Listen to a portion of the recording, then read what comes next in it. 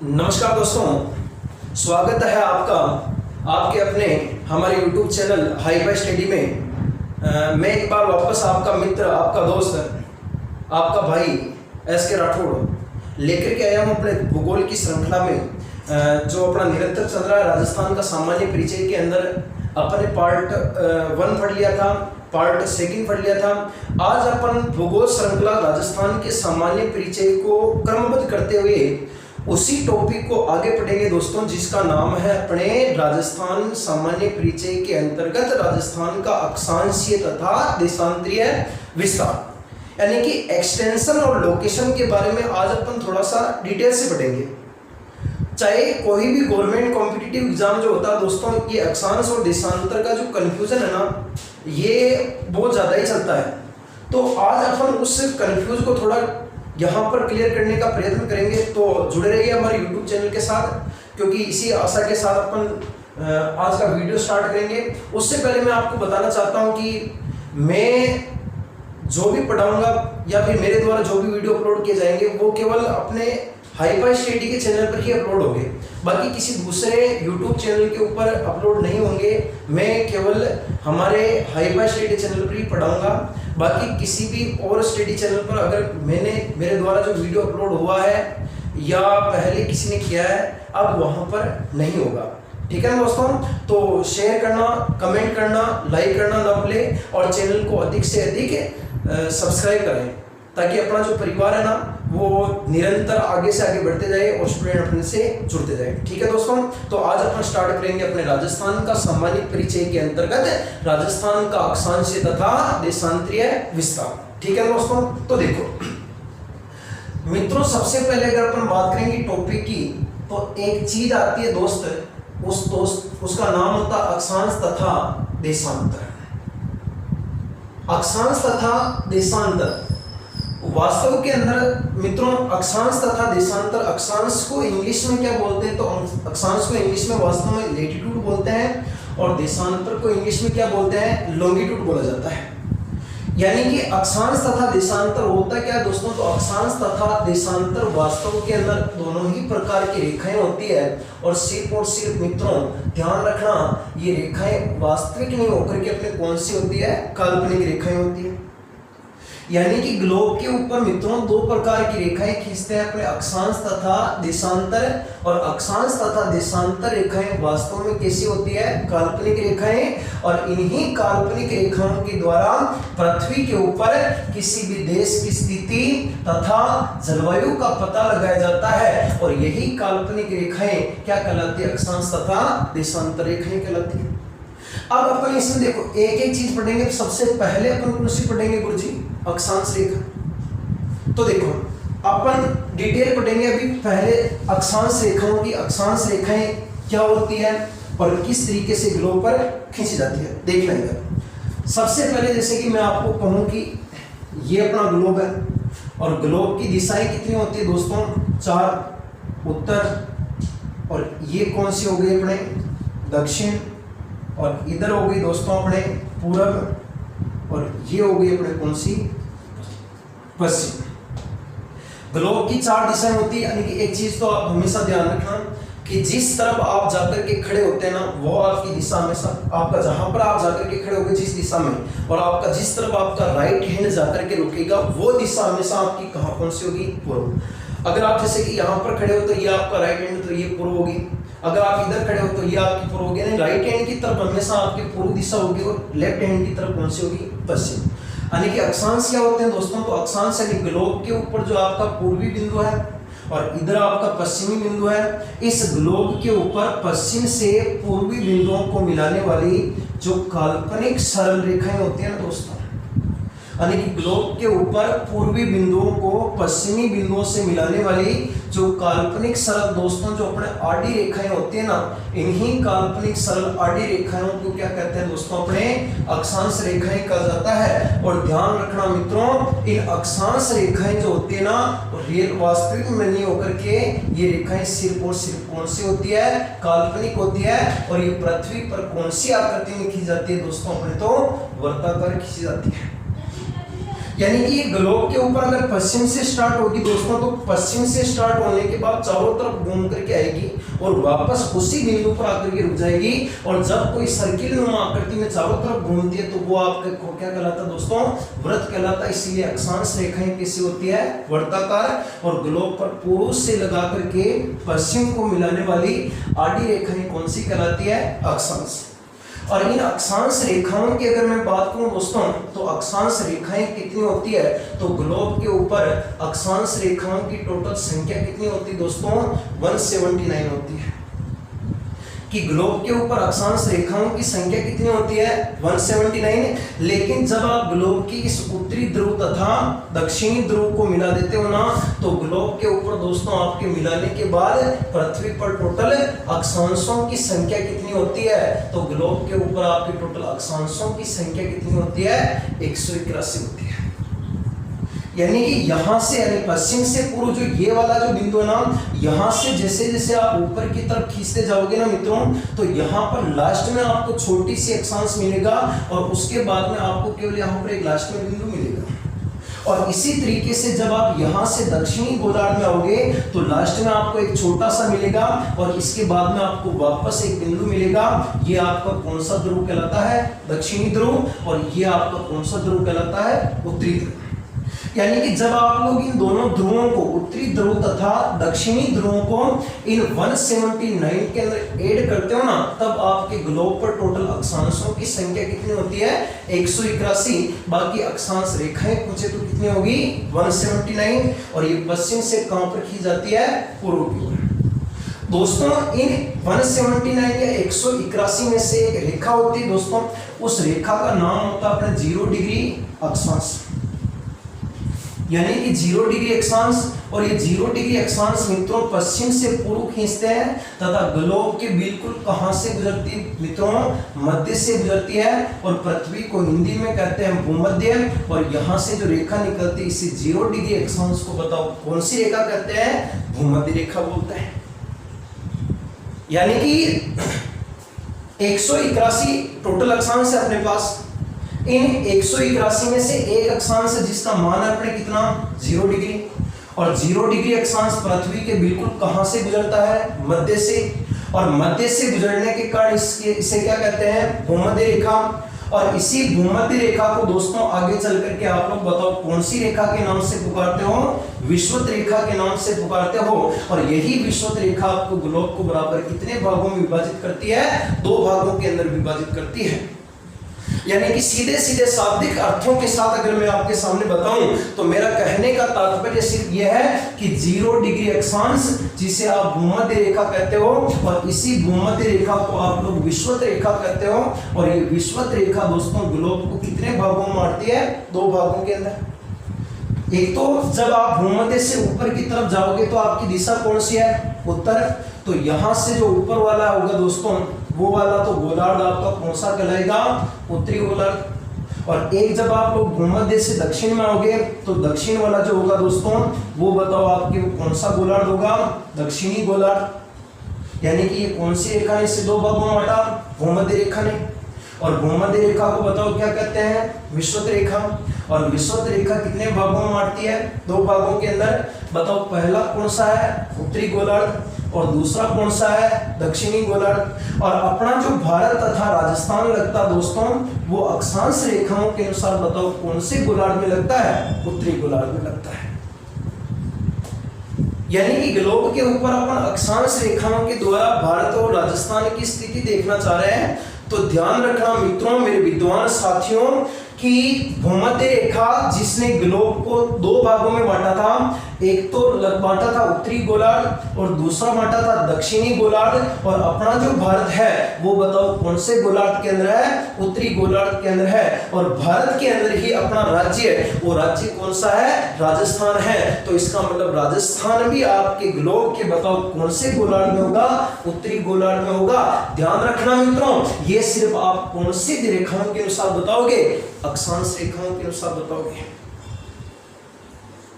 यानी कि अक्षांश रेखाओं के अनुसार जो आपकी स्थिति बनेगी पृथ्वी के ऊपर, वो आपके भारत की कौन सी स्थिति बनेगी? उत्तरी गोलार्ध की। और अगर मैं कहता हूं कि भूमध्य जो रेखा है, इस भूमध्य रेखा से भारत के मध्य की दूरी बताओ कितने किलोमीटर है, तो उल्टा चलना दोस्तों, 6 के बाद आता 7 के बाद आता 8। बताओ भूमध्य रेखा से भारत कितने किलोमीटर उत्तरी गोलार्ध में है?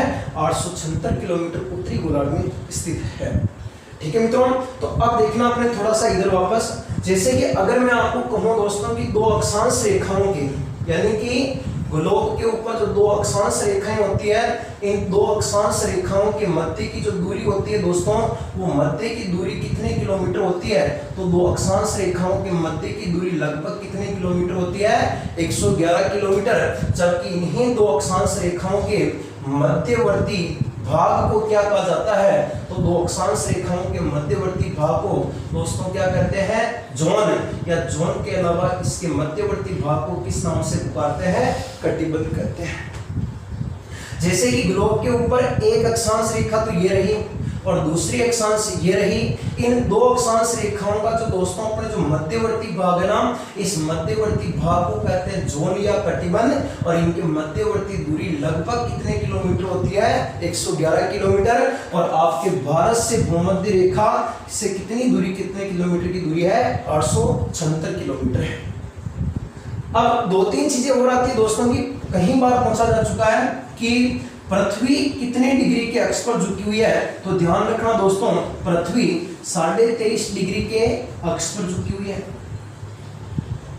पृथ्वी कितने डिग्री के अक्ष पर झुकी हुई है? 23.5 डिग्री। तो बताओ दोस्तों, पृथ्वी का कक्ष कितना होगा? तो पृथ्वी का कक्ष होगा दोस्तों कितना डिग्री होगा? 67.5 डिग्री।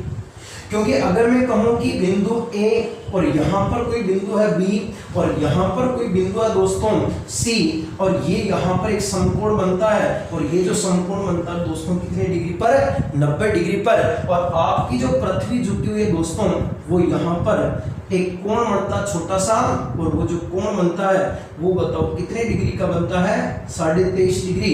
और जब आप लोग 23.5 डिग्री को पृथ्वी का अक्ष मानते हो, तो 90 में से जब 23.5 को लेस करते हो तो पृथ्वी का जो आंतरिक कोण जो कक्ष होता है वो कितने डिग्री का आता है? 67.5 डिग्री का आता है। यानी कि अपन सबसे पहले कौन सी रेखाओं की बात कर रहे हैं दोस्तों? अक्षांश। अक्षांश रेखाएं ग्लोब के ऊपर पूर्वी बिंदुओं से कहां पर की जाती है? पश्चिम। और इन अक्षांश रेखाओं, आड़ी रेखाओं को क्या कहते हैं? अपने अक्षांश।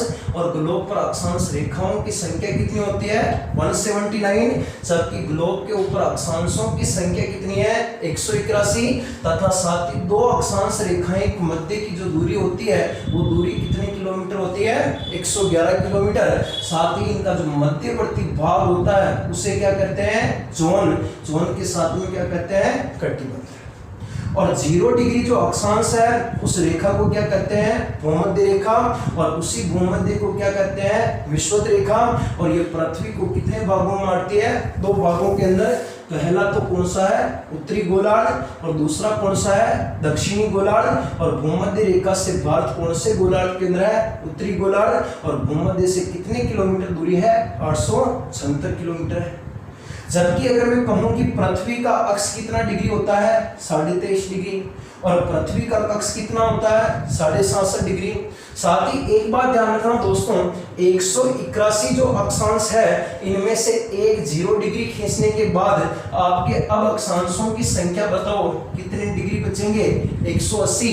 जिनमें से जब आप लोग उत्तरी गोलार्ध में जाओगे तो उत्तरी गोलार्ध में अक्षांश कितने हैं? 90 डिग्री। और जब आप दक्षिणी गोलार्ध में आओगे तो भी आपके अक्षांश कितने आएंगे? 90 डिग्री। लेकिन ऊपर वालों की दिशा उत्तर में होने के कारण लगता है पीछे उत्तरी अक्षांश, और दक्षिण वालों की दिशा दक्षिण होने के कारण दोस्तों पीछे का लगता है दक्षिणी अक्षांश। यानी कि 90 तो उत्तर में होंगे, 90 दक्षिण, 90 जो ऊपर वाले जो अक्षांश है बताओ इन रेखाओं के पीछे क्या लगेगा? उत्तरी अक्षांश। और 90 डिग्री जो दक्षिण के अंदर है दोस्तों उनके पीछे क्या लगेगा? दक्षिणी अक्षांश। तो 90 और 90 मिलाए तो कितने हो गए? 180। और एक जो आपकी जो मुख्य जो सबसे बड़ा अक्षांश है जो पृथ्वी के बिल्कुल बीचों बीच निकल रहा है जिसका नाम है कौन सा? भूमध्य रेखा। जब इन 180 के अंदर इनको भी ऐड करेंगे तो बताओ अक्षांशों की संख्या टोटल कितनी हो जाएगी? 181 हो जाएगी। और इन 181 में से अगर अपन उत्तरी ध्रुव के अक्षांश को और दक्षिणी ध्रुव को निकालेंगे तो बताओ अक्षांश रेखाओं की जो संख्या होगी वो आपकी कितनी आ जाएगी? 179 आ जाएगी। इसका एक बार स्क्रीनशॉट ले लो, फिर अपन थोड़ा सा आगे और डिटेल देखते हैं। ठीक है साहब, देखो अब थोड़ा सा और अगर अपन चले तो अक्षांश रेखाओं के अंदर कुछ 3-4 अक्षांश जो इंपॉर्टेंट होते हैं वो कौन कौन से वो देखना दोस्तों। देखो कौन कौन से अक्षांश ज्यादा इंपॉर्टेंट होते हैं। जो सबसे पहले अपन बात करें लैटिट्यूड अक्षांश रेखा है, अक्षांश रेखा है। देखो ये अपना ग्लोब है, दिशाएं होती है कितनी? 4। कौन कौन सी है गुरुजी? दिशा 4 है गुरुजी। पहली दिशा उत्तर, दूसरी दिशा दक्षिण, और जहां पर दायां हाथ रुके वो कौन सी होगी? पूरब, और जहां पर बायां रुके वो कौन सी होगी? पश्चिम। ग्लोब के अंदर आड़ी रेखाएं जो खींचते हैं पश्चिम से पूर्वी बिंदुओं को मिलाने वाली काल्पनिक सरल आड़ी रेखाएं, बताओ उन रेखाओं को कहते हैं अक्षांश। और 0 डिग्री जो अक्षांश है दोस्तों, वो 0 डिग्री अक्षांश को ही आप लोग कौन सी रेखा कहते हो? भूमध्य रेखा। और इसी भूमध्य रेखा को और किस नाम से पुकारते हो? विषुवत रेखा के नाम से पुकारते हो। 0 डिग्री अक्षांश बोलो, चाहे इसे भूमध्य रेखा बोलो, और चाहे साथ ही में आप लोग इसे एक और नाम दे सकते हो विषुवत रेखा, जिसे इंग्लिश के अंदर इक्वेटर के नाम से पुकारते हो। और यही भूमध्य या विषुवत रेखा ग्लोब को कितने भागों में बांट रही थी? 2 भागों में। पहला कौन सा था? उत्तरी गोलार्ध, और दूसरा कौन सा है? दक्षिणी गोलार्ध। और आपका भारत कौन से गोलार्ध में है? उत्तरी गोलार्ध। मैंने आपको एक चीज बताई थी दोस्तों कि यहां से जब आप लोग उत्तर में जाओगे तो उत्तर के अंदर भी आपके अक्षांश कितने होंगे? 90 डिग्री।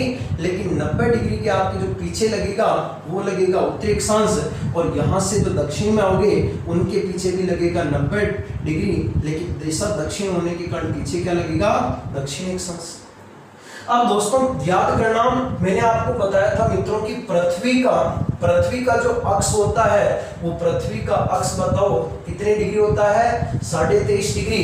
जबकि मैंने आपको एक बात बताई थी कि पृथ्वी का जो कक्ष होता है वो बताओ दोस्तों कितना डिग्री होता है? तो वो कितने डिग्री होता है? 67.5 डिग्री।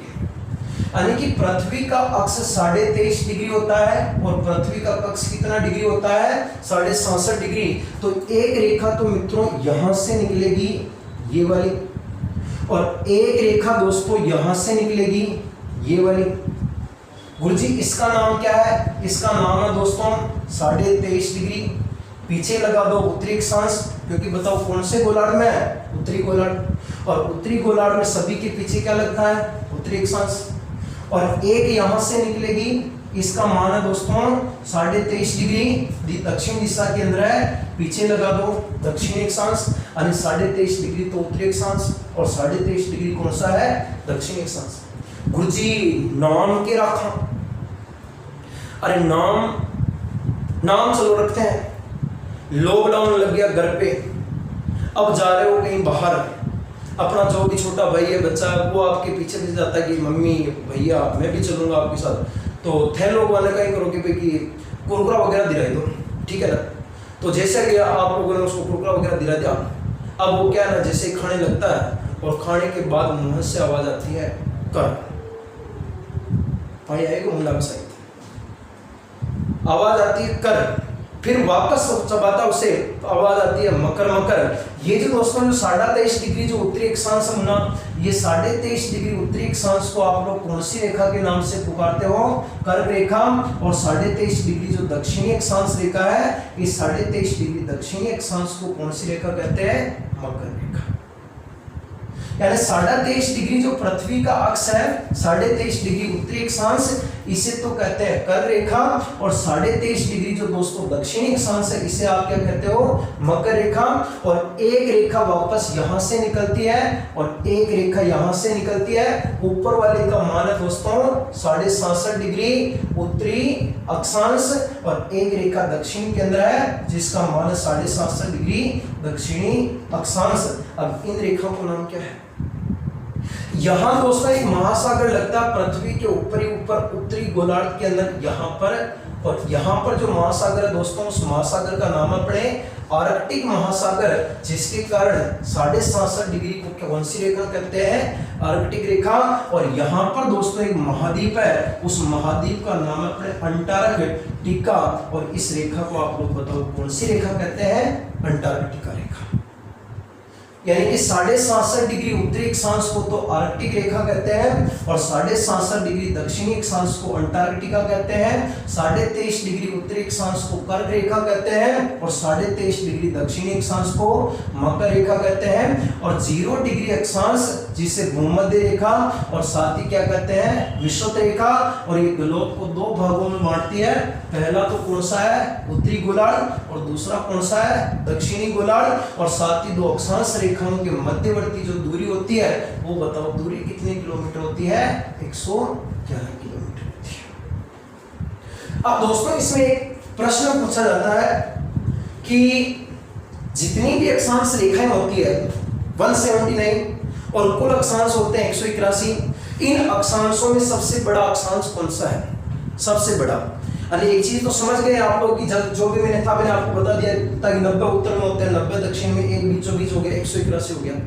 लेकिन अगला जो प्रश्न बनता है वो ये बनता है कि इन जो 181 जो अक्षांश होते हैं, इसमें सबसे बड़ा कौन सा है, यानी किसकी लेंथ सबसे ज्यादा है? तो मैं आपको कहता हूं कि लेंथ सबसे ज्यादा उसी की होगी, क्योंकि पृथ्वी का शेप ऐसे है, जियोड़ के समान है, तो जो बीच में होगा वो सबसे बड़ा अक्षांश होगा। और यहां जो है ना ये जिसका नाम है अपने 0 डिग्री अक्षांश, और इस रेखा को आप क्या कहते हो?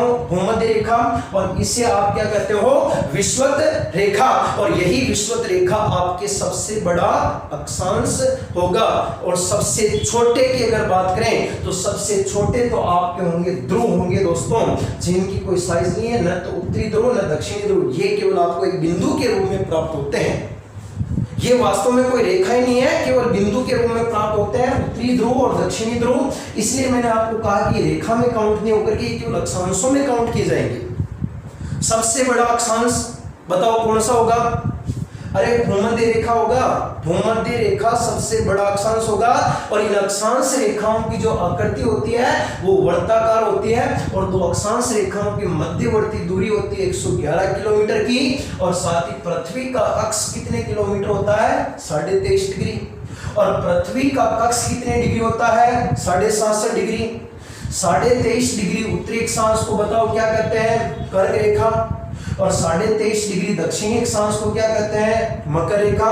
और इस 67.5 डिग्री उत्तरी अक्षांश को आर्कटिक रेखा, और 67.5 डिग्री दक्षिणी अक्षांश को क्या कहते हैं? अंटार्कटिका रेखा। अब आप लोग यहां से एक चीज समझना जो सबसे इंपॉर्टेंट है, जब अपन राजस्थान का सामान्य परिचय राजस्थान का अक्षांश और देशांतर का जब विस्तार पढ़ेंगे कि किन अक्षांश से लगाकर कहां तक, कौन से अक्षांश तक फैला है, तो वहां पर ये समझने वाली चीज है।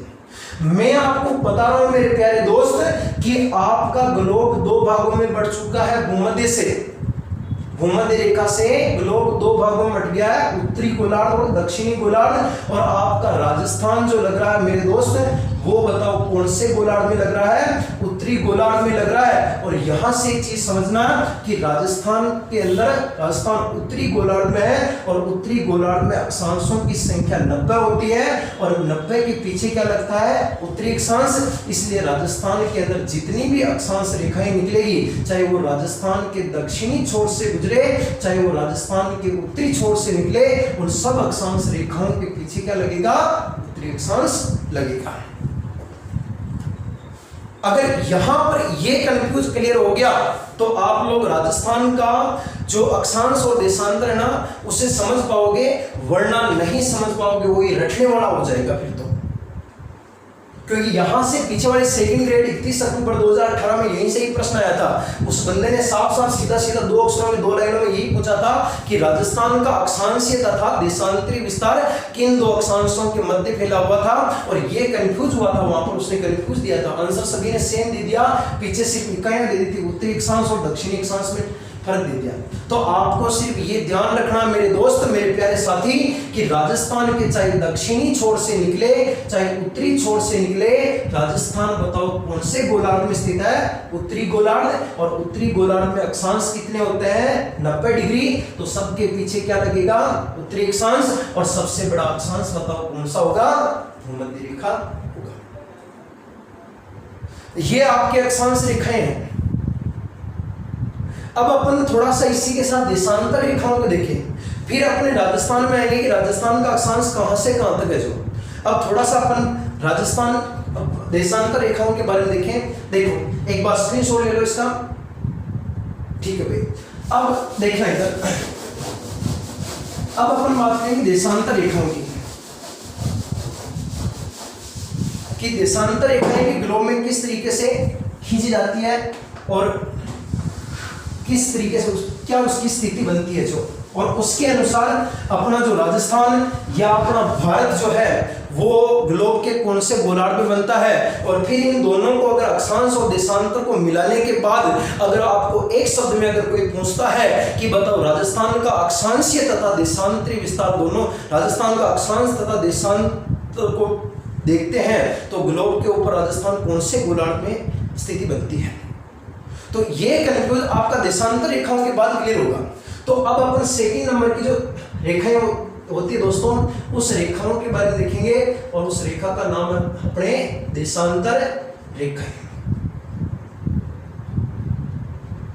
लॉन्गिट्यूड इंग्लिश में, देशांतर रेखाएं रियल वास्तविक में ये भी नहीं है, कौन सी होती है? काल्पनिक। गांठ मान लेना एक बात, सब चीज काल्पनिक पढ़ा रहा हूं, ये काल्पनिक रेखाएं हैं, वास्तव में कोई रेखा नहीं है।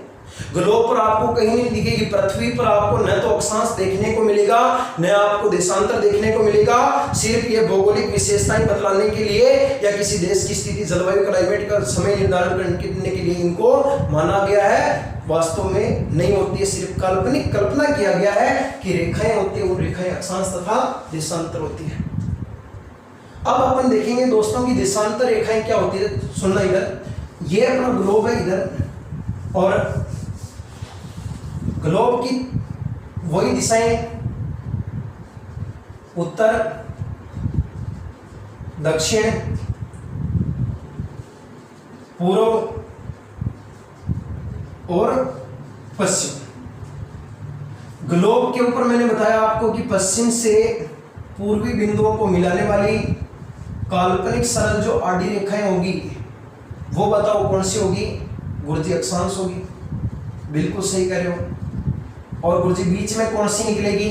भूमध्य रेखा निकलेगी।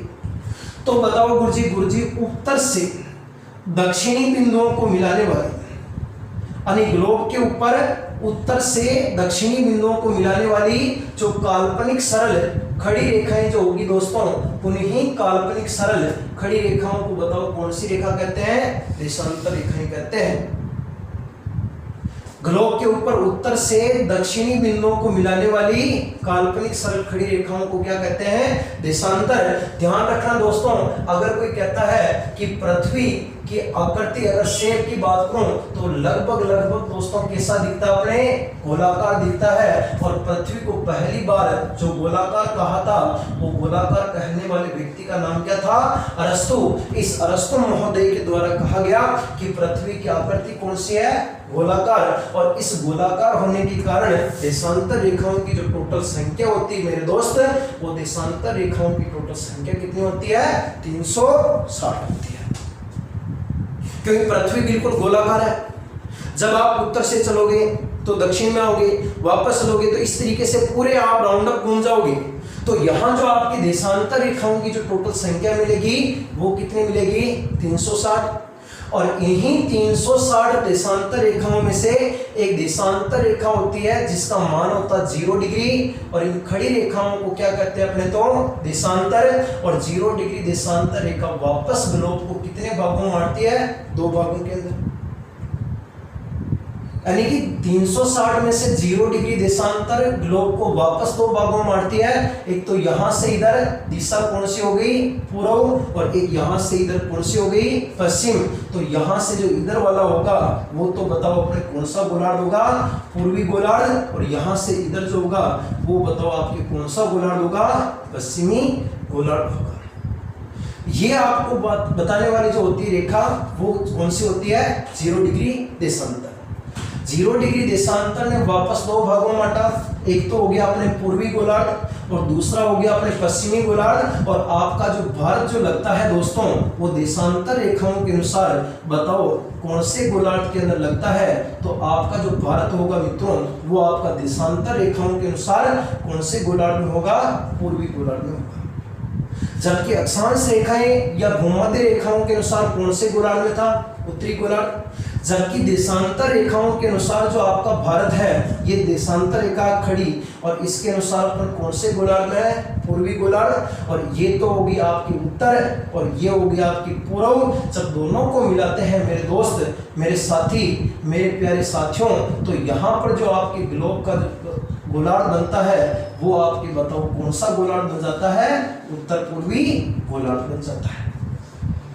यानी कि भारत केवल अक्षांश रेखाओं के अनुसार तो उत्तरी गोलार्ध में स्थित है और केवल देशांतर रेखाओं के अनुसार पूर्वी गोलार्ध में स्थित है। और जब दोनों को अक्षांश और देशांतर दोनों को साथ में मिलाकर के कहें कि आपके भारत या राजस्थान की स्थिति ग्लोब के ऊपर कौन से गोलार्ध में बनती है, तो बताओ दोस्तों वो कौन से गोलार्ध में बनेगी? उत्तर पूर्वी गोलार्ध के अंदर बनेगी।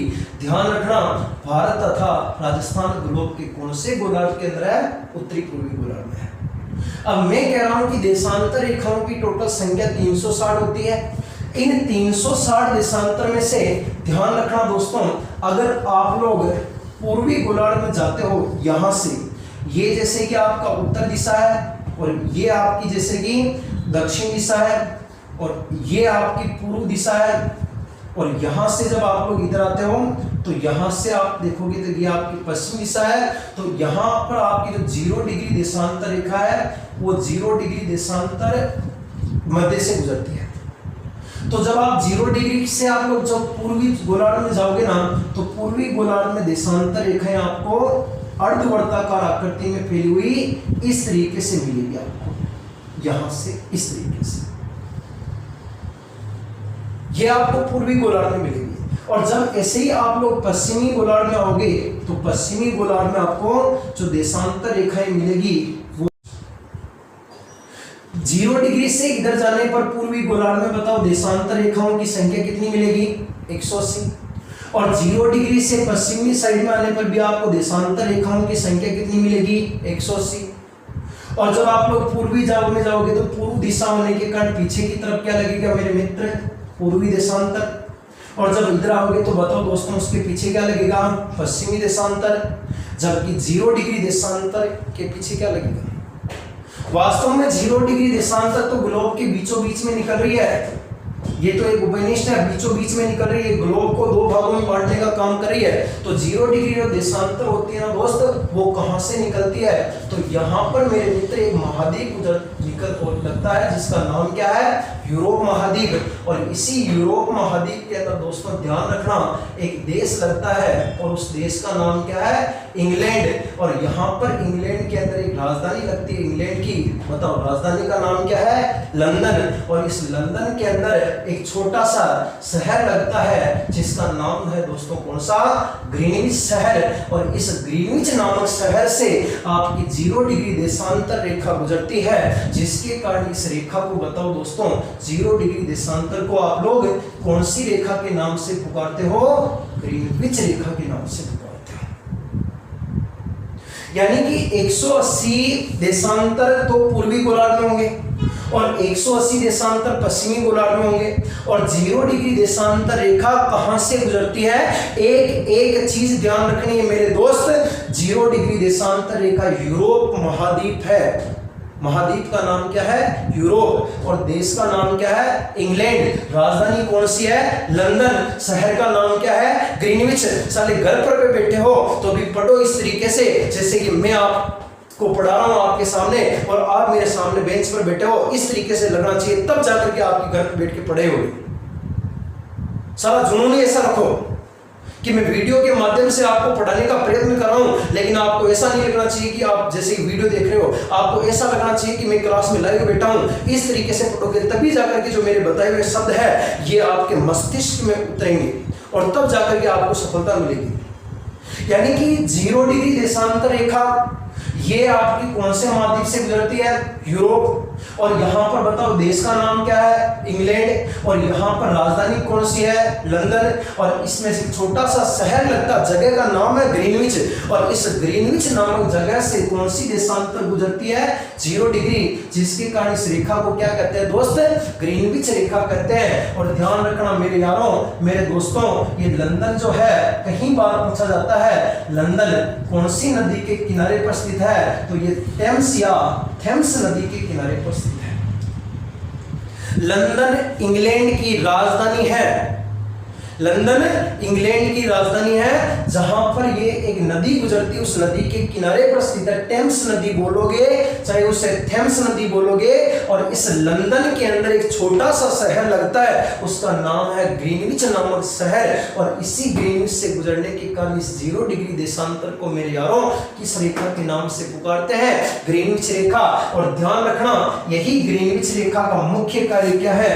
तो ग्रीनविच रेखा का मेरे दोस्त मुख्य कार्य क्या है? तो ग्रीनविच रेखा का मेन कार्य संपूर्ण विश्व में समय का निर्धारण करने का कार्य करती है।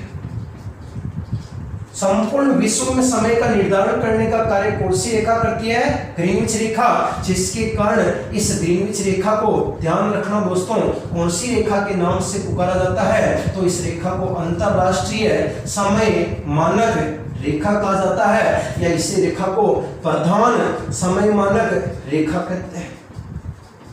प्रधान समय मानक रेखा या अंतरराष्ट्रीय समय मानक रेखा, बताओ कौन सी रेखा को कहते हैं? ग्रीनविच। क्यों कहते हैं? क्योंकि यह विश्व में किसका निर्धारण करती है? समय का। जिसके कारण रेखा को कहते हैं अंतरराष्ट्रीय समय मानक रेखा, इंटरनेशनल स्टैंडर्ड टाइम लाइन। बोलो मेरे साथ, अंतरराष्ट्रीय समय मानक रेखा या प्रधान समय मानक रेखा, किस रेखा को कहते हैं? ग्रीनविच रेखा को। और ग्रीनविच रेखा कौन से महाद्वीप से गुजरती है? यूरोप। और यूरोप में देश कौन सा है? इंग्लैंड। नदी कौन सी है? टेम्स। टेम्स में और राजधानी कौन सी है? लंदन। शहर का नाम क्या है? ग्रीनविच। जिसके कारण इस रेखा को बताओ मेरे यारों किस नाम से पुकारते हैं? ग्रीनविच रेखा के नाम से पुकारते हैं। और 180 तो पूर्वी देशांतर होते हैं और 180 पश्चिमी देशांतर में होते हैं। अब वापस एक कंफ्यूज हो गया, जो देख रहे हैं वीडियो को लगातार उनके वापस कंफ्यूज हो गया। उनके कंफ्यूज ये हो गया, गुरुजी आप तो बता रहे हो देशांतरों की टोटल संख्या कितनी है? 360, और हम काउंट कर रहे हैं हमारा तो देशांतर टोटल 361 आ रहे हैं। गुरुजी ये क्या?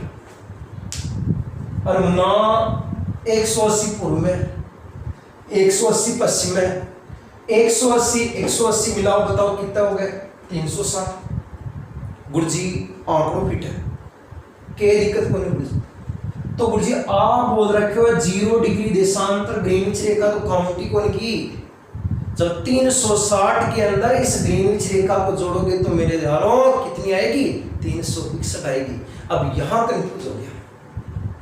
अरे मेरे दोस्त, मैंने आपको बताया है कि देशांतर रेखाएं अर्धवर्ताकार होती है। ये वर्ताकार नहीं होगी, अक्षांश रेखाएं तो आपके वर्ताकार होती है, जबकि देशांतर रेखाएं आपके अर्धवर्ताकार होती है, आधे वृत्त में खींच जाती है। यहां से खींचोगे दक्षिण में आएगी, फिर अगली वापस यहां से, यानी कि सभी एक बिंदु उत्तरी ध्रुव से निकलती है और आकर से वापस दक्षिणी ध्रुव पर आकर के खत्म हो जाती है। और यहां पर आपके 0 डिग्री से जब उधर जाओगे तो 180 मिलेंगे, इधर 180, लेकिन पृथ्वी गोल है। जब 0 डिग्री से जाओगे इधर 180 और इधर से जाओगे इधर भी आएगी 180। 180 डिग्री देशांतर दोनों होकर के पीछे एक रेखा है, एक। नहीं समझोगे? इधर देखना, अगर मैं कहूं कि यहां पर आपके जैसे कि 0 डिग्री है, अगर 0 डिग्री ग्रीनविच रेखा है ना, ठीक है ना, 0 डिग्री का मतलब ग्रीनविच, कहीं कंफ्यूज मत होना, ये आपकी ग्रीनविच रेखा है। यहां से आप लोग पूर्व में जाओगे पीछे 180, लो जी 180, और यहां से पीछे की तरफ जाओगे 180, ये 180 रेखा पीछे दो नहीं है, एक ही है। यहां से इधर जाओगे तो आप लोग पीछे पूर्वी देशांतर कहोगे और इधर कहोगे तो पश्चिमी देशांतर, जबकि 180 देशांतर रेखाएं दो नहीं है मेरे यारों, ये 180 एक है। और इसी 180 रेखा को क्या कहते हैं, तो ये 180 डिग्री देशांतर रेखा दो नहीं होकर के एक होती है। और 180 डिग्री देशांतर रेखा संपूर्ण विश्व में किसका निर्धारण करती है, तिथि का निर्धारण करती है। और तिथि का निर्धारण करने के कारण मेरे यारों इस रेखा को आप लोग किस नाम से पुकारते हो, तो इस रेखा को आप लोग अंतरराष्ट्रीय तिथि रेखा के नाम से जाना जाता है। यानी कि अंतरराष्ट्रीय तिथि रेखा अलग है और अंतरराष्ट्रीय समय मानक रेखा अलग है। ये ग्रीनविच रेखा है। ग्रीनविच रेखा विश्व में किसका निर्धारण करती है, समय का निर्धारण। और इस विश्व में समय का निर्धारण करने के कारण इस रेखा को अंतरराष्ट्रीय समय मानक रेखा या प्रधान समय मानक रेखा कहते हैं। और ये 180 डिग्री जो देशांतर रेखा होती है, ये आपके संपूर्ण विश्व के अंदर किसका निर्धारण करती है, तिथि का निर्धारण, जिसके कारण आप इस रेखा को अंतरराष्ट्रीय तिथि रेखा के नाम से पुकारते हो। दोनों ही ध्यान रखना, अंतरराष्ट्रीय तिथि रेखा अलग है, अंतरराष्ट्रीय समय मानक रेखा अलग है। अंतरराष्ट्रीय समय मानक रेखा को ही प्रधान समय मानक रेखा कहते हैं और प्रधान समय मानक रेखा को 0 डिग्री देशांतर या ग्रीनविच रेखा कहते हैं, जो यूरोप महाद्वीप के इंग्लैंड की राजधानी लंदन जो टेम्स के किनारे है, वहां की ग्रीनविच नामक शहर से गुजरती है। गुरुजी कंफ्यूज क्लियर हो गए, हो गया, ठीक है सर। अब देखो इधर, अब अपन और थोड़ा सा इसे देखें। आप कहोगे गुरुजी जैसे कि अक्षांश रेखाओं में आपने बताई थी कि दो अक्षांशों के मध्य की दूरी 111 किलोमीटर होती है, उस तरीके से दो देशांतरों के मध्य की दूरी कितनी होती है, बिल्कुल होती है सर। अरे मेरे दोस्त, जब यहां से आप लोग पश्चिम से पूर्व की ओर चलोगे तो आपकी ये वाली रेखा भूमध्य रेखा है। जब आप दो देशांतर रेखाओं के मध्य भूमध्य रेखा यानी इक्वेटर, ये जो आपके भूमध्य रेखा है, इस भूमध्य रेखा या विषुवत रेखा के निकट जब आप लोग यहां से जो इसकी जब दूरी आप मापोगे ना भूमध्य रेखा के निकट, तब आपके यहाँ पर दो देशांतर रेखाओं की जो मध्यवर्ती जो दूरी आएगी वो बताओ कितने किलोमीटर आएगी, तो दो देशांतर रेखाओं के मध्य की दूरी 111 पॉइंट लगभग 32 किलोमीटर के पास आएगी। बताओ कौन सी रेखा के निकट आएगी, भूमध्य। अरे यहाँ पर इस जगह यहाँ से यहाँ इन तरीके से भूमध्य रेखा के आसपास का जो क्षेत्र है, जोन भूमध्य रेखा के आसपास जो है ना दो देशांतर रेखाओं के मध्यवर्ती जो दूरी है वो आपके 111.32 किलोमीटर आएगी। और जैसे ही आप लोग इस भूमध्य रेखा से ऊपर चलोगे और जैसे ही आप लोग भूमध्य रेखा से दक्षिण में आओगे, तो मेरे साथियों, मेरे विद्वान साथियों, ध्यान रखना, चैनल के साथ जुड़े हुए रहना और वीडियो को अंत तक जरूर देखना। जब आप लोग इस भूमध्य रेखा से ऊपर की तरफ जाओगे तो दो देशांतर रेखाओं के मध्यवर्ती दूरी दोस्तों क्या होती जाएगी, कम होती जाएगी।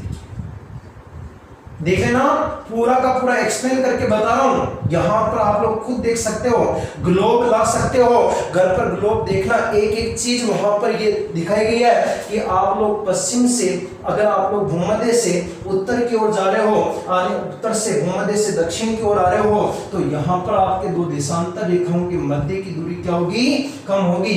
और ध्रुवों पर जाने के बाद तो मेरे दोस्तों सभी रेखाएं बिंदुओं पर मिल जाती है, सभी रेखाएं उत्तरी ध्रुव से निकलती है और वापस आकर के कहाँ मिल जाती है, दक्षिणी ध्रुव पर। और ध्रुवों पर जाने के बाद तो दोस्तों ध्रुवों पर इनके मध्य की दूरी सबसे कम होती है दोस्त, वो कितने किलोमीटर हो जाती है, 0 किलोमीटर हो जाती है। कई बार प्रश्न पूछा जा चुका है कि जो दो देशांतर रेखाएं होती है उनकी अधिकतम दूरी कहाँ होती है और इनकी सबसे न्यूनतम दूरी कहाँ होती है। तो सीधे सीधे शाब्दिक अर्थों में अगर मैं आपको कहने का प्रयत्न करूं तो आप लोग यहाँ पर इस वीडियो के माध्यम से उस क्वेश्चन का आंसर कर सकते हो कि अधिकतम जो दूरी होगी बताओ वो भूमध्य रेखीय क्षेत्र में होगी, और सबसे कम जो दूरी होगी या सबसे न्यूनतम जो दूरी होगी मेरे मित्र वो कहाँ पर होगी, ध्रुवों पर होगी। और ध्रुव भी कौन कौन से है, उत्तरी ध्रुव तथा दक्षिणी ध्रुव है। जो क्रिया प्रतिक्रिया उत्तरी ध्रुव में होगी, उत्तरी गोलार्ध में होगी, सेम वो की वही कहां होगी, कभी ना कभी दक्षिणी गोलार्ध में भी जरूर होगी। तो मेरे दोस्त यहां आप लोगों ने समझा होगा, पीछे वाले एग्जाम में कहीं बार एक बार प्रश्न आया था, इतना अच्छा प्रश्न पूछा था, उसने थोड़ा घुमाया था, उसने घुमाया भी क्या लेकिन लड़कों का दिमाग काम नहीं किया था। उसने ये पूछा था कि जब दो देशांतर रेखाएं ध्रुवों से, कहां से मेरे दोस्त, ध्रुवों से, जब दो देशांतर रेखाएं ध्रुवों से भूमध्य रेखा की ओर बढ़ती है, ध्रुवों से भूमध्य रेखा की ओर बढ़ती है, तो बताओ दो देशांतर रेखाओं के मध्य की दूरी ज्यादा होती है या कम होती है, या क्या परिवर्तन होता है, समान रहती है। यहां पर आपको मैं एक क्वेश्चन दे रहा हूं, कल इस क्वेश्चन का आंसर जब भी आप वीडियो को पूरा देख रहे हैं, उनसे मेरी उम्मीद है कि आप इसका आंसर कमेंट बॉक्स में कमेंट करके जरूर बताएगा, और मैं इंजीनियर एस के राठौड़ आपको वापस रिप्ले जरूर करूंगा। वहां पर आप कमेंट करना कि यहां पर जो दो देशांतर रेखाएं उत्तर से दक्षिणी ध्रुव, उत्तरी ध्रुव तथा दक्षिणी ध्रुव से जब भूमध्य रेखा की ओर बढ़ेगी तो दो देशांतर रेखाओं के मध्य की दूरी में क्या परिवर्तन आएगा, बढ़ेगी, घटेगी या समान रहेगी, कोई परिवर्तन नहीं होगा। जो भी इसका आंसर आपको अच्छा लगे ना, वो आप लोग सोच करके मेरे को कमेंट बॉक्स में कमेंट करना, ठीक है ना। तो यहाँ आप लोगों को पता चल गया कि दो देशांतर रेखाओं के मध्य की दूरी 111.32 किलोमीटर होती है, और दो देशांतर रेखाओं के मध्यवर्ती जो दोस्तों भाग होता है, इन मध्यवर्ती भाग को क्या कहते हैं, तो दो देशांतर रेखाओं के मध्यवर्ती भाग को गोरे कहते हैं। क्या कहते हैं, गोरे। दो देशांतर रेखाओं के मध्यवर्ती भाग को कहते हैं गोरे, और मध्यवर्ती दूरी कितनी होती है, 111.32 किलोमीटर। और एक चीज यहां पर ध्यान रखना, कहीं बार सीधा सीधा पूछा जा चुका दोस्तों कि पृथ्वी की, थोड़ा सा मैं इसे मिटा देता हूं एक बार, फिर अपन थोड़ा सा और देखते हैं इस डिटेल। एक बार स्क्रीनशॉट ले लो, देखो, यानी कि देशांतर रेखाएं काल्पनिक होती है, खड़ी होती है, 0 डिग्री देशांतर रेखा समय का निर्धारण करती है, ग्रीनिच रेखा जिसका नाम है, और ये विश्व में अंतरराष्ट्रीय समय मानक रेखा के नाम से प्रसिद्ध भी है। लंदन से गुजर रही थी ग्रीनिच से, और 180 डिग्री तिथि का निर्धारण कर रही थी। मध्य की दूरी 111.32 किलोमीटर होती है, और मध्यवर्ती भाग को क्या कहते हैं, गोरे। अब मेरे दोस्त एक चीज ध्यान रखना, यहां पर ये आपका जैसे कि ग्लोब है, ठीक है, पृथ्वी है, पृथ्वी घूमती है उत्तर दिशा, दक्षिण दिशा, पूर्व दिशा, पश्चिम दिशा, पृथ्वी घूमती है। तो ये बताओ कि मेरे को पृथ्वी घूमती है तो कहां से कहां घूमती है, पृथ्वी पश्चिम से पूर्व घूमती है या पूर्व से पश्चिम घूमती है, गुरुजी पत्तों को नहीं। अरे भाई ये सूर्य उदय किस तरफ होता है, सूर्य उदय हमेशा पूर्व से होता है, तो इसका मतलब पीछे पश्चिम लगा दो, और पृथ्वी पश्चिम से कहां घूमती है, पूर्व की ओर घूमती है। गुरुजी पृथ्वी तो 2 तरीके से घूमती है, बिल्कुल सही कहा, गतियां पृथ्वी की 2 होती है। कौन कौन सी होती है, एक गति का नाम तो गुरुजी परिक्रमण गति, और एक गति गुरुजी परिभ्रमण, परिक्रमण गति तथा परिभ्रमण गति। परिक्रमण गति क्या होती है, परिभ्रमण गति क्या होती है, दोनों ही कंडीशन के अंदर ध्यान रखना, घूमेगी पृथ्वी, एक तो सूर्य के चक्कर लगाती है पृथ्वी ऐसे, और एक अपने चारों ओर चक्कर लगाती है, एक तो ऐसे घूमती है और एक अपनी जगह पर घूमती है।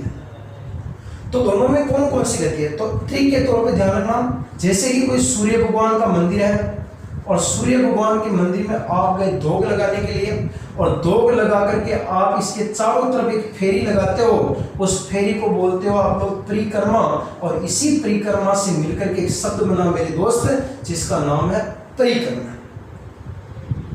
अगर पृथ्वी सूर्य के चारों तरफ घूमती तो वो गति क्या कहलाती है? परिक्रमण। और बाकी बची जो वो वाली गति कौन सी है? परिभ्रमण। यानी अपने अक्ष पर इस तरीके से जो अपने चारों ओर घूमेगी वो वाली गति बताओ कौन सी होगी? परिभ्रमण। यानी कि अगर पृथ्वी ने यहां से चलना स्टार्ट किया है, पश्चिम से पूर्व की तरफ चलना स्टार्ट किया है, तो मेरे दोस्त वापस यहां से चलने के बाद वापस इसी जगह पर आने के लिए पृथ्वी को मेरे दोस्तों कितने घंटों का समय लगता है? तो लगभग अपने 24 घंटों का समय लगता है। घाट मान लेना, पृथ्वी का परिभ्रमण, एक परिभ्रमण कब पूरा होगा? जब पृथ्वी पर टोटल कितने घंटे बीतेंगे? 24 घंटे। और मैंने आपको बताया है कि पृथ्वी के ऊपर टोटल देशांतरों की संख्या कितनी होती है? 360 होती है।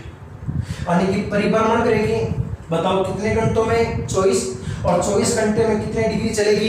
360। यानी 360 डिग्री में पृथ्वी जहां से चलना स्टार्ट किया था, अगर मेरा फेस अभी आपकी तरफ है, इस तरफ है सीधा, तो मैं यहां से अगर घूमना प्रारंभ करता हूं और वापस इसी स्थिति में आपकी तरफ आकर के खड़ा होता हूं, तो यहां से मेरे को यहां तक आने में वापस बताओ कितने घंटों का समय लगेगा? 24। और इस 24 घंटे के अंतराल में मेरे ऊपर देशांतर जो चारों तरफ खींची गई है, उनकी संख्या टोटल कितनी है? 360 है। सीधे सीधे शब्दों में अगर मैं कहूं कि 24 घंटे में अगर पृथ्वी 360 डिग्री घूमती है, तो बताओ एक घंटे के अंदर, एक घंटे में पृथ्वी बताओ कितने डिग्री घूमेगी? तो 360 डिग्री अपॉन कितने होंगे? 24। तो बताओ दोस्तों, 24 को 360 से काटोगे तो 15 डिग्री घूमेगी। यानी पृथ्वी 15 डिग्री घूमती है, तो उसके लिए उसको कितने घंटों का समय लगता है? 1 घंटा। और 360 डिग्री घूमते तो कितने घंटे लगते हैं? 24। अगर मैं कहता हूं कि पृथ्वी को 15 डिग्री घूमने के लिए 1 घंटे का समय लगता है, तो बताओ दोस्तों, पृथ्वी को 1 डिग्री घूमने के लिए कितना समय लगेगा? तो मेरे दोस्त 1 घंटे में मिनटों की संख्या कितनी होती है? 60। अरे मेरे दोस्त, 1 आवर के अंदर मिनटों की संख्या कितनी होती है? 60। 1 घंटा यानी 60 मिनट। और 15 डिग्री को घूमने में अगर 1 घंटा यानी 60 मिनट लगते हैं, तो 1 डिग्री को घूमने के लिए अपॉन कितने लगेंगे? 15। 15 चौके कितना होता है? 60। ये सब कमाल इस चाल का है कि यानी कि पृथ्वी को 1 डिग्री देशांतर घूर्णन करने के लिए या घूमने के लिए बताओ कितने मिनट का समय लगता है? 4 मिनट का समय लगता है। और यही 4 मिनट के द्वारा आपकी किसका निर्धारण किया जाता है? समय का निर्धारण, जिसे आप लोग कहते हो समय का निर्धारण करना। समय का निर्धारण अगर आपको करना है, तो आपकी ये 4 मिनट आपको आने चाहिए कि कहां से आया 4 मिनट दोस्त? कहां से आया कि पृथ्वी की गतियां 2 होती है, पश्चिम से पूर्व घूमती है, परिक्रमण और परिभ्रमण। परिक्रमण में पृथ्वी सूर्य के चारों तरफ घूमती है, परिभ्रमण में अपने अक्ष पर घूमती है, और पृथ्वी 24 घंटे में 360 डिग्री घूमती है। और 1 घंटे के अंदर पृथ्वी 15 डिग्री घूमती है, और 15 डिग्री घूमने के लिए 1 घंटा यानी कितना मिनट लगता है? 60। और 1 डिग्री घूमने में कितना मिनट लगेगा? 4। यानी कि पृथ्वी को 1 डिग्री देशांतर घूर्णन करने में या परिभ्रमण करने के लिए कितने मिनट का समय लगेगा? 4। और इसी 4 मिनट के आधार पर अपन किसका निर्धारण करेंगे? समय का निर्धारण करेंगे। यहां से प्रश्न मान के चलना निश्चित ही आता है। ये समय का निर्धारण आपको कंफ्यूज करेगा,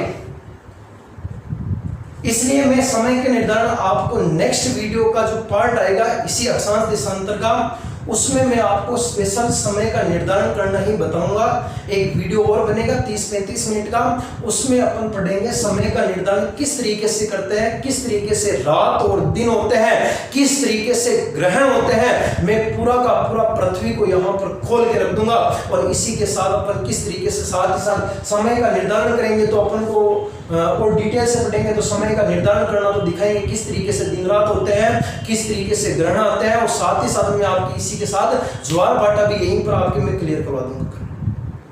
तो समय का निर्धारण करना अपन नेक्स्ट वीडियो पार्ट में कल पढ़ेंगे दोस्तों। तो एक आपको मैं वापस एक खुशखबरी देना चाहता हूं कि बहुत अच्छा सपोर्ट किया आप लोगों ने, कि आज अपना परिवार जो है वो 1000 जनों का हो चुका है।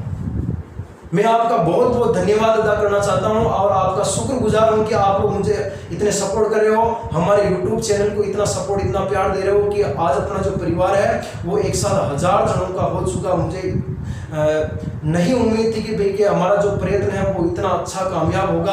आप इतना सपोर्ट करोगे, इसके लिए वापस एक बार आपका बहुत बहुत धन्यवाद। और मैं आपको आशा दिलाता हूं कि इसी के साथ हम हमेशा हाई फाई स्टडी चैनल के ऊपर हमेशा बने रहेंगे और हमेशा आपका मार्गदर्शन करते रहेंगे। बस आपसे उम्मीद है कि वीडियो को पूरा जरूर देखना और जितने भी आपके ग्रुप है, जितने भी आपके कॉन्टेक्ट नंबर है, सब में एक बार शेयर जरूर कर देना, क्योंकि मैं उम्मीद करता हूं कि जैसे आप मेरे को 3 दिन में यहाँ तक 1000 जनों का अपना परिवार बन चुका है, तो मैं उम्मीद करता हूं कि आने वाले 3 महीनों में जो अपना परिवार होगा वो 1 लाख का जरूर बनेगा। ये मेरी आशा है, आप लोगों से उम्मीद है। हम आपके लिए निरंतर इसी तरीके से प्रयास करते रहेंगे और आपका मार्गदर्शन करते रहेंगे। कहीं पर जो भी प्रॉब्लम है, कोई किसी को कोई क्वेश्चन से प्रॉब्लम है, तो हमारा जो मोबाइल नंबर या हमारा जो टेलीग्राम का जो लिंक है ना, वो हम अपने वीडियो की डिस्क्रिप्शन में हमने डाल रखा है। वहां पर जाकर के आप टेलीग्राम ग्रुप ज्वाइन कर सकते हो, ताकि वहां पर जो भी आपकी जो हमने ऑनलाइन टेस्ट सीरीज चालू करा है, तो वो आपके टेलीग्राम के माध्यम से जो आप वहां पर जुड़ करके आप रोजाना टेस्ट भी दे सकते हो। तो हमारा जो टेलीग्राम का जो लिंक है और जो हमारा व्हाट्सएप ग्रुप का जो मोबाइल नंबर है, वो हमारे डिस्क्रिप्शन में जाकर के वहां से आप ले लेना, वहां पर हमने डाल रखा है। ठीक है दोस्तों, नमस्कार। इसी के साथ मिलते हैं नेक्स्ट वीडियो में। जुड़े रहिए हमारे चैनल हाई फाई स्टडी में।